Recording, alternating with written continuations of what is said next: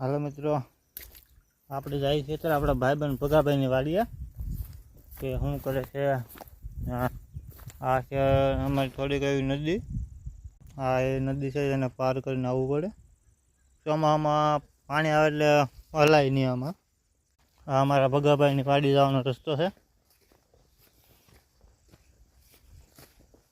આ અમારા ભાઈબંધ લીલ.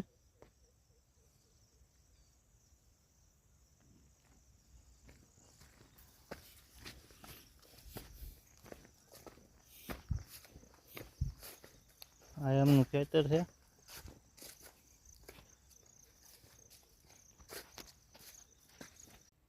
આ છે અમારા ભગાભાઈનો કપાસ.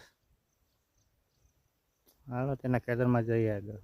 આપણે આવી ગયા છીએ એના ખેતરમાં. કપાસ અને સોયાબીન છે. આ છે કપાસ.